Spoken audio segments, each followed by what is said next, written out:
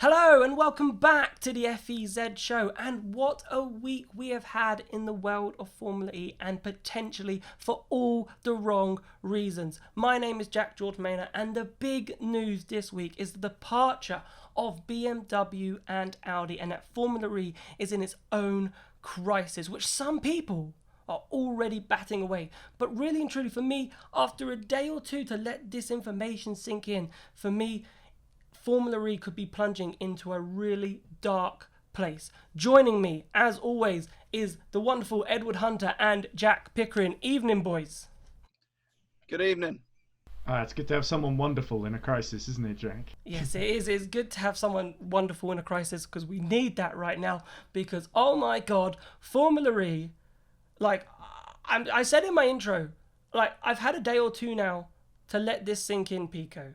Okay, I've had a day or two to let this sink in, and I really think that this is not a good look for Formula E, and it shows things that we've been talking about, niggling problems, simmering that I think we've spoken about when are they going to develop the car more? What's the potential of the roadmap?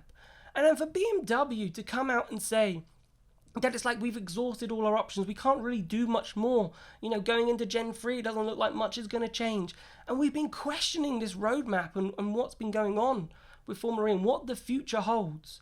And for BMW to come out and say that when a championship should be pioneering electric cars, it's quite damning.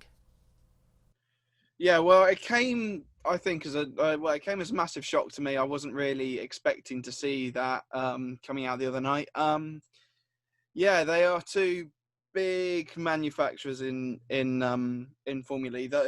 They are two of really the first that really got on board with this. So yeah, it is a massive shock to see them go. I'd say Audi less so than BMW, because BMW I think are still relatively up there, whereas Audi, they aren't there or thereabouts at the moment.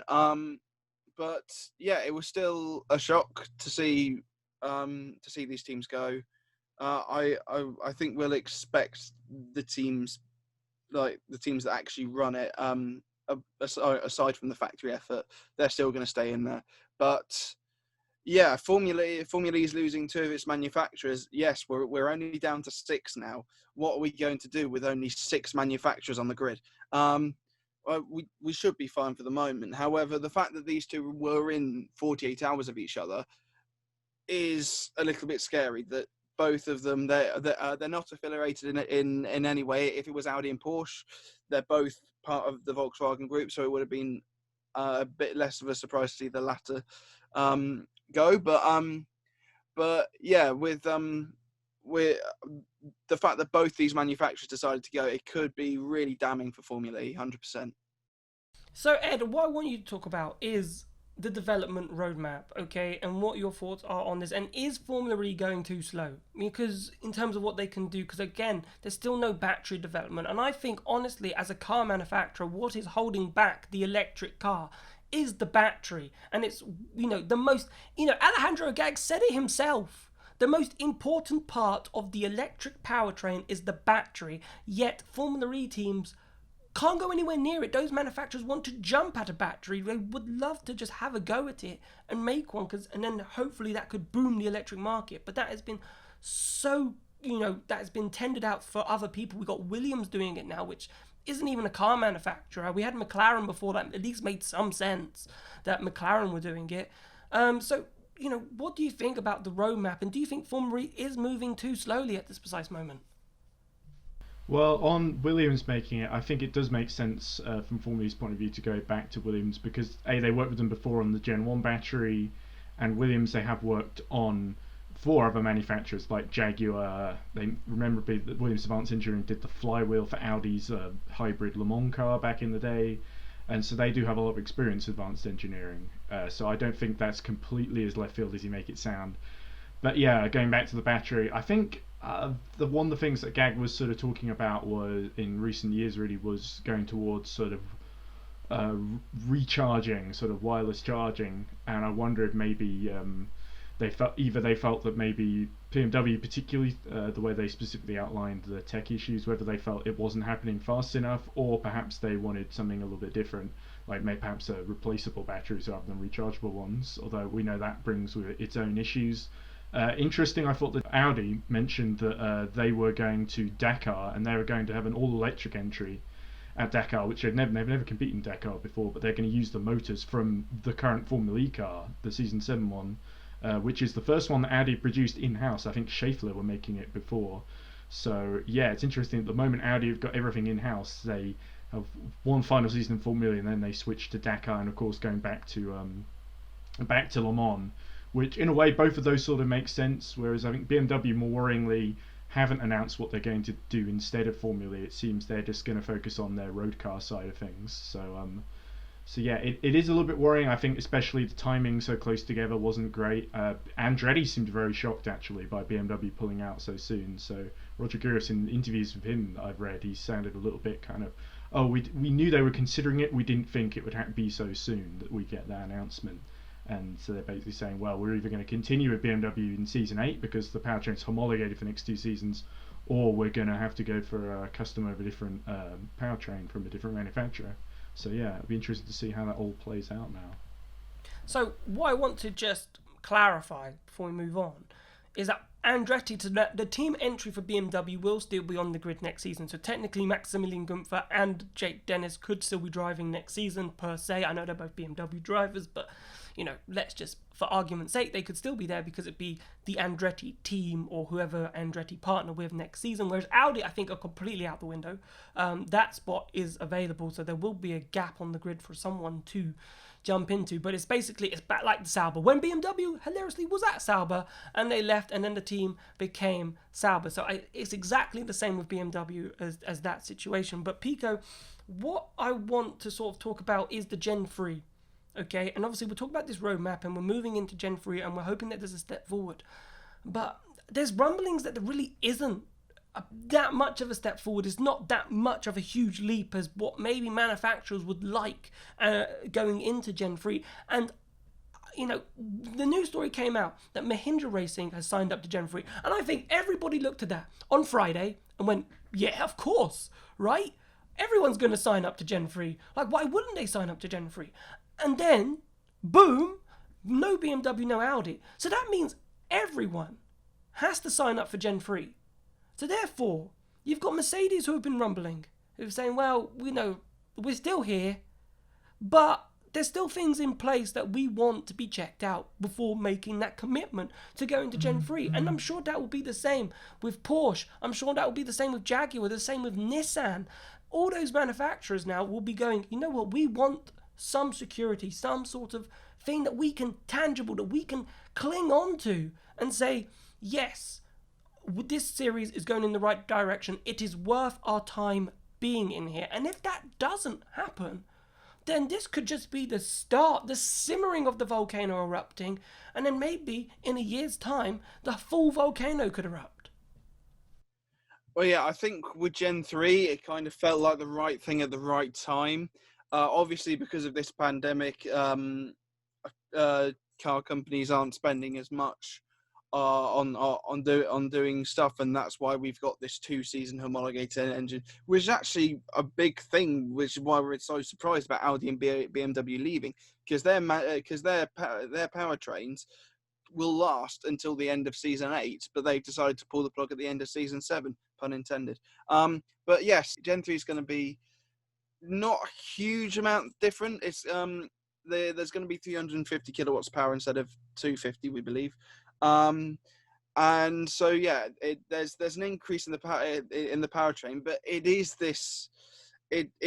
still just solely the powertrain that these manufacturers can alter. They can't muck about with anything else underneath the chassis, and they can't do anything to the chassis either. It is solely just the powertrain. And so from a manufacturer standpoint, Audi and BMW are like, yeah, we've developed this quite a fair bit over the previous years we've been doing this, and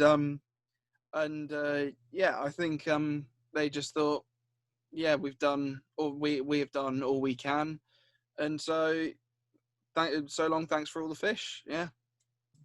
Ed, do you think, because testing finished, right? We'll talk about testing at some point in this show. Who knows when? Who knows how long this show will be?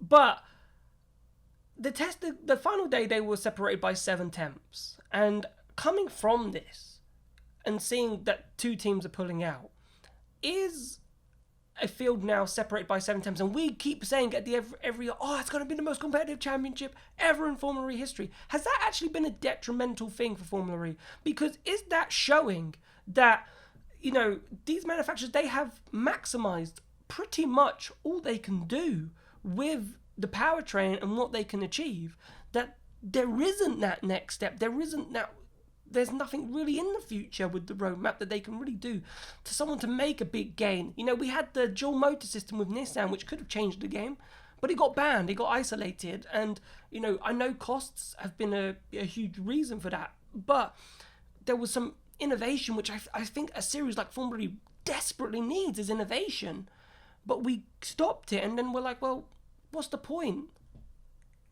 Yeah, there's a sense that Formula E decided to almost sacrifice innovation for competitive field because that creates a better TV product. But then, and I think we might get onto this a bit later, is the fact of have they marketed that TV product to justify and do it enough to justify doing that? And I'm not sure there's a positive yes on that one. But yeah, I think, like you say, the twin motor thing was a big flashpoint. I think it's also in the case of the smaller independent teams that just don't have the budget. They just didn't want them to be left behind, maybe. And of course, that hasn't. Some of them, they've still been a little bit uncompetitive anyway in recent years. But I would say for the beginning of season 7, it seems that a lot of them have all caught up. But if the preseason testing is anything to go by, so I don't know. I don't think it's entirely under. I think we have got some great racing because of it, but has it come at the cost of making these manufacturers disinterested from an engineering point of view? I think that is a very valid point that you raise. Jack, is Formula E failing then in its mission to sort of innovate the electric car? Because I remember going to press conferences. I remember being at the Neo launch back in season 4 or 5, or I can't remember which one, but I remember I was there at the launch, and there was a thing there. Formula E were there, Alejandro Agag was there, and it was all about putting the internal combustion engine, in a museum, right? Can we say that Formula E are actually succeeding in that mission, or do you think this news, what we've had this week, is proof at the moment that Formula E are actually failing in that mission?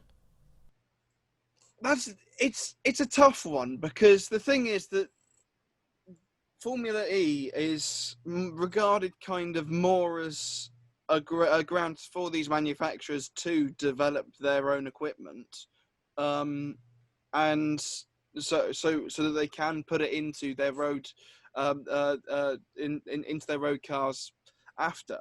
And so yeah, in terms of that, they're doing kind of okay at that, but they do need to do more. I think the death of the internal combustion engine is still years and years and years away.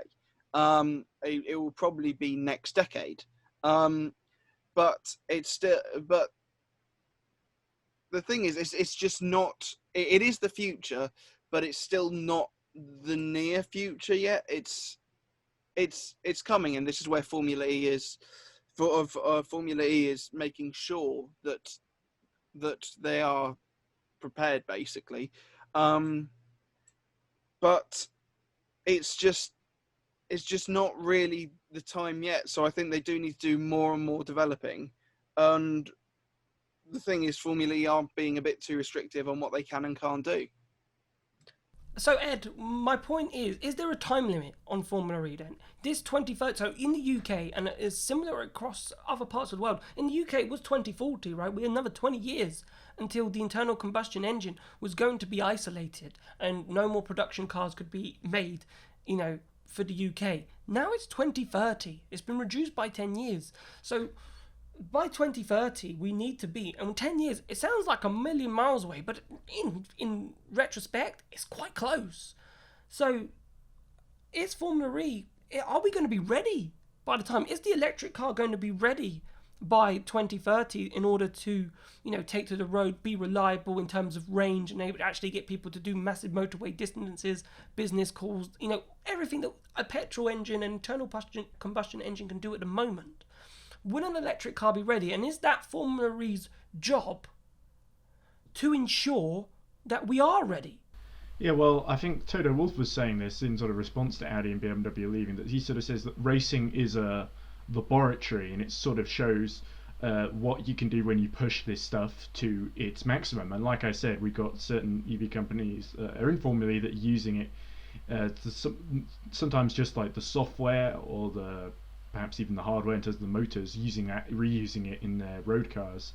2030 is an ambitious target, I think. We even have the other problem is that it doesn't feel like every manufacturer is on the same page when it comes to electrification. We have a big story going on at the moment with the whole EV report that's sort of saying that EVs aren't actually all that sustainable, and it's all tosh-wash basically. And it's a lot of links to maybe Aston Martin funding that report. So yeah, not everyone is on the same page necessarily, and so I think that's a little bit what a series like Formula E, and maybe to a lesser extent Extreme E as well with their SUVs, is kind of up against. And it's interesting that AGAG has sort of shifted gears and focused more on Extreme E than Formula E in recent years, and now it seems like Formula E is in crisis, and AGAG is sort of, well, I got this other thing going on. I do wonder if maybe that's AGAG sort of putting his eggs in both baskets, if that makes sense. Sort of, Formula E goes under, I've got Extreme E, so I don't know. I just think it's a lot. There's a lot can happen at the moment. But what I want to do, Jack, is turn my attention to Audi. I want to turn my attention to Audi because we said it makes sense, right? You said earlier, part of the Porsche and the Volkswagen group, like Porsche, Audi, basically the same thing. Even though people might argue it's not the same thing, but same sort of brand and company overall. But my question is, are they running away? They said, different direction. We're going to do Dakar Rally. We're going to go back into Le Mans. But are they running away from Formula E? And because when we saw it, and I think most of us, saw it at first and went, you were the worst German manufacturer last season. And Audi being seen, or let's say Mercedes were the worst manufacturer, or, BMW, for example. You don't want to be seen as the worst German manufacturer in the championship that is providing the next generation of motor vehicles. And instead of competing to try and be better than them, they're just running away. Do you agree with that sort of statement? You've actually come to the right man about this, because I've been doing an insight on Germany's decline in motorsport. So you've done a great job to come for me for that one. Germany's kind of like mindset is all towards like they need to dominate, they need to be the best that they can physically possibly be, and that's why like there is a German decline in motorsport at the moment. And to be the worst manufacturer from Germany, that is not something that that's not something that any of the four manufacturers want to be associated with. And so, yeah, and it does make sense, especially with Porsche coming in now. And I do feel like this is just going to run and run and run, because Audi were in WEC, Porsche came to WEC, Audi left WEC to go to Formula E, Porsche left WEC to go to Formula E. Audi's now leaving Formula E, and so it's just going to roll on and on and on. But yeah, it's obviously it's really it's disappointing from a fan standpoint. But the thing is, these teams, they're here, they want to win. So if they're seeing that they're not doing well, then they will not have it, and they will shut up shop and they will go. So is that just part, Ed, of a racing ethos? Like, we've seen it before. If you're not winning, if you're not getting that benefit that you wanted, you just shut up shop. So, is Audi covering up a Formula E exit, to do these exciting things in Dakar and Le Mans, simply because they know at the moment maybe they can't catch up to Mercedes, or they can't catch up to BMW, or they don't have the resources to catch up to those teams. So therefore, it's time to call it quits. I don't know. I feel like Audi have got some great personnel working for them. Like Alan McNish's team principal has done a pretty consistently good job, despite the fact this team has sort of declined ever since Audi sort of properly took over in season 4. I think you've got to remember the beginning of the year they left DTM. They announced they were leaving DTM, which was unthinkable before then, because Audi had been in it for so long. And that's the sort of premier German touring cars, that sort of series. And then, ever since then, we sort of knew from April onwards they were in a sort of review strategy. So they have new people coming on board to the Audi board, I guess, AG, Audi Group, and making sort of decisions. They have a new CEO who's recently taken over just a few days ago, funnily enough. And it really feels like they sat down, they looked, why are we spending 25 to 35 million to finish sixth in the championship when we were winning before? How do we sort of justify that? And in terms of business, especially during a pandemic, of course, which we haven't mentioned so far, which has sort of exacerbated the situation. I think you were right when what you said at the start of the show, that these were small problems before, but the pandemic has sort of catalyzed these problems, brought them to the head, brought things to a head a lot quicker than I think it would otherwise. So, yeah, I think there is a sense that manufacturers do come and go, and you can't keep all of them. You can't keep like 10 or 11 manufacturers in Formula E like forever. Sooner or later, something did have to give, but at the same time, it is a sign of a little bit kind of disunity that not all the teams are pushing in the same direction, and not necessarily the right direction, because if you've got different opinions, that doesn't mean that one of them is wrong. It's just it feels like all the teams want something different from Gen 3 and from Formula E in general, and perhaps a team like Mahindra is getting it, but Audi and BMW clearly feel they're not. So there we go. So what I want to move to now, Jack, is this return of investment, because we're sort of alluding to it there, right? What is the return of investment of Audi being in a championship where they're finishing in sixth, for example? Now, what I want to talk about, and what a lot of people on Twitter have said, is who's watching this championship? Like, you know, and when you think about we're watching. Well, we're watching, true, but when they say that, you know, people compare the viewing figures, rightly or wrongly, but people do compare it to Formula One, and Formula One can bring in 100 million people around the world that watches it. Formula E might be lucky to get 100,000 people around the world watching Formula E, right? And which is like a 1/10 scale, right? Which people have been branding, and I was like, oh, can't be a reason, right? The technology is more important. But then I was like, hang on. These teams, yes, they're racers. Yes, they want to pioneer this technology. But if they're not getting prize money, which we have to remember, prize money, it doesn't come out of thin air. Prize money comes out from TV contracts and people watching it. And if no one's watching it, or if you're not attracting people, and Formula One's been trying to attract people for years, but then when you see that in the UK, a huge market, a huge racing fan base, it's stuck somewhere on the internet on BBC iPlayer, and it's kind of fiddly to get to. It's not in front of someone. You have to go out searching to get Formula E coverage, which might put people off or might make people just forget that Formula E is on. So when prize money, and we can see like the Premier League, talk to Premier League, the Premier League is one of the most hotly expensive, TV money costs in the world.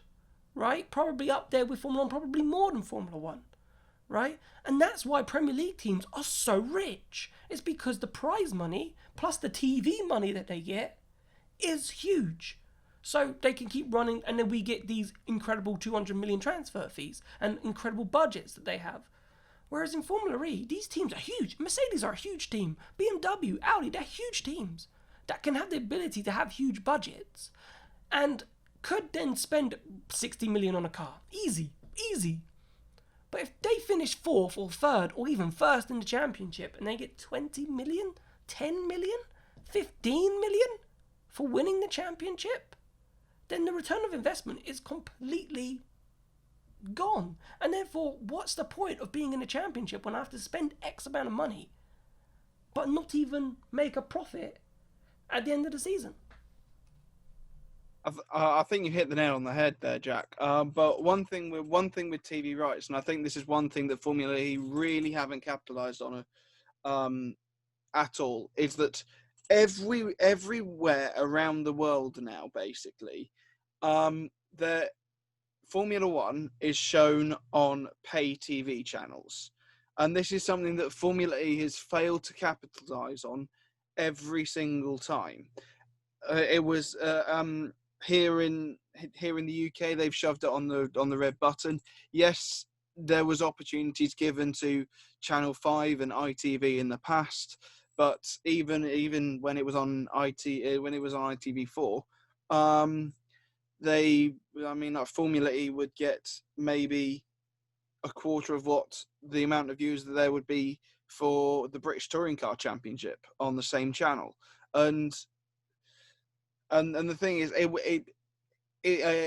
was developing at the time. The fact that there's this connection between Formula E and Discovery is actually really good, because it means that it can go out on Eurosport in every single country in Europe. And actually, that's one thing that I do think that they haven't capitalized on in the UK as well, that they haven't put, or they haven't just given it to Quest and shoved all the races on Quest for the entire season. Because the thing is, behind the red button, you're not going to get the viewers. You've got yes, we were supposed to have 2 races this year. We only got Marrakesh in the end on BBC Two. But yeah, I think in America, the fact that they're changing coverage this year to CBS, I think that'll be good, because it's been on Fox for like the last 5 years. But the thing is, they need to capitalize so much more. They need to. And I think this is something that they should have done maybe 5 or so years ago, is that they should have just said, put this on your channels. We'll give you X amount to just put this on your channel on a Saturday afternoon. That's what they should have done.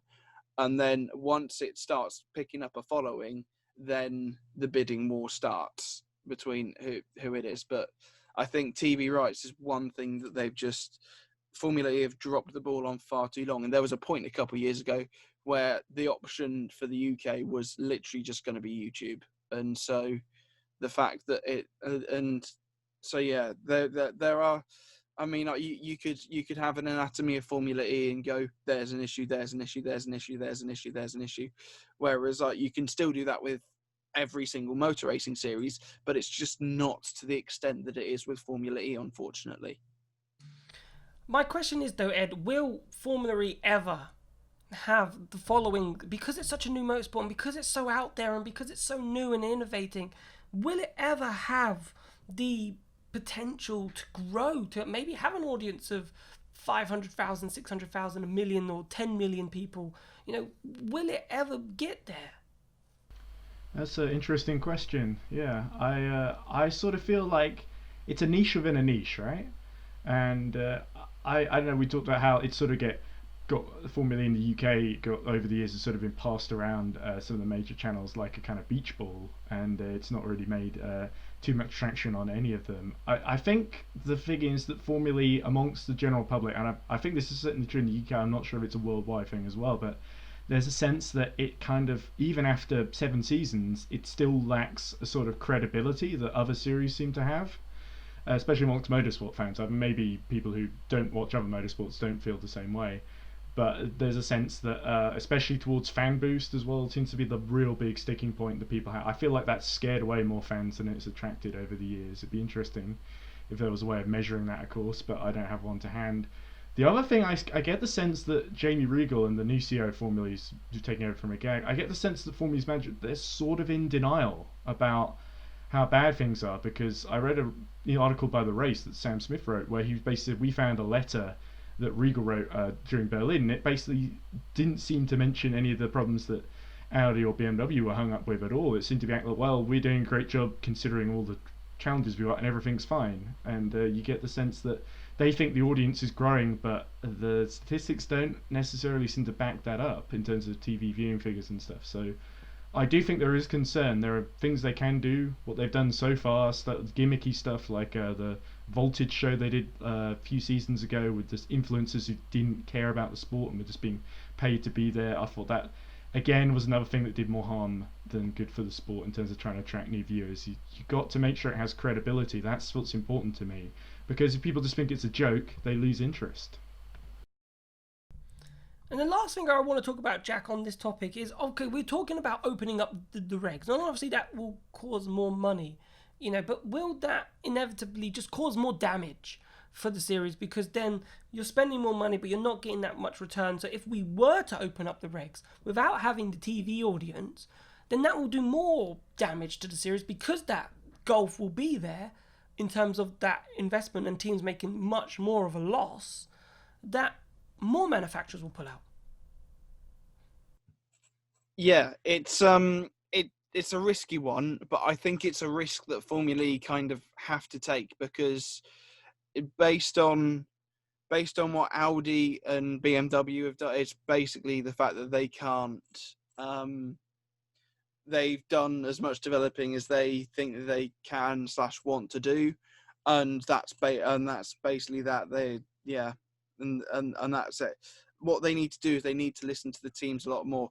In Formula One, it feels like the teams have too much control, but in Formula E, you need the teams to have a fair amount of control. To kickstart a series, you need the teams to be heavily involved with how it works. I mean, don't mess with qualifying. Qualifying's great.